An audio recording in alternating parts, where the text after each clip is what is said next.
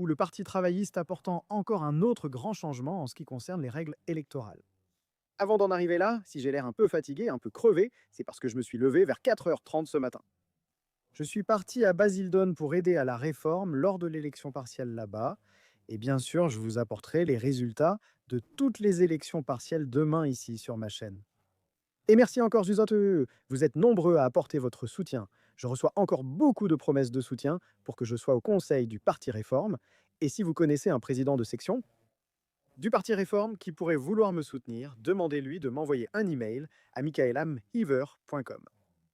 Nous avons déjà vu cela avec le Parti travailliste lors des élections locales anglaises, vous savez, dans de nombreuses régions du pays, annulées avec seulement quelques mois de préavis et par une coïncidence remarquable dans certaines des zones les plus fortes de réforme. Ensuite, lorsque Réforme a battu le Parti travailliste lors de certaines élections municipales, nous avons alors appris que le système de vote allait être modifié. Et aujourd'hui, nous avons appris que l'âge des personnes autorisées à voter lors des prochaines élections générales sera abaissé à 16 ans. Donc, les enfants de 16 et 17 ans seront autorisés à voter lors des prochaines élections générales. Pour vous montrer l'opinion publique, 48% du pays sont contre.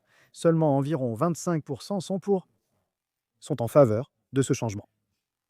Mais il est intéressant de noter, étant donné que le Parti travailliste semble déterminé à faire cela, que le Parti travailliste est à 33%, mais la réforme est à 20% chez les jeunes de 16 et 17 ans. Et regardez les conservateurs, cinquième âge chez les jeunes, mais seulement 18% de ces jeunes de 16 et 17 ans disent réellement qu'ils voteraient à coup sûr. Et vous avez la moitié des 16 et 17 ans qui disent en fait qu'ils ne pensent pas qu'ils devraient être autorisés à voter. Selon un sondage de la stratégie Merlin, c'est une répartition de 49 à 51. Et il est très clair que beaucoup de jeunes de cet âge sont en fait contre le fait que les 16 et 17 ans soient autorisés à voter. En effet, seulement 11 pays dans le monde permettent réellement aux jeunes de 16 ans de voter lors des élections nationales.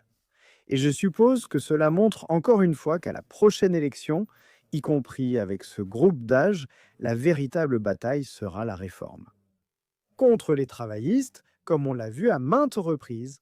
Donnez-moi votre avis là-dessus, les travaillistes. Je continuerai à vous informer sur ce sujet et plus encore, alors n'hésitez pas à liker cette vidéo.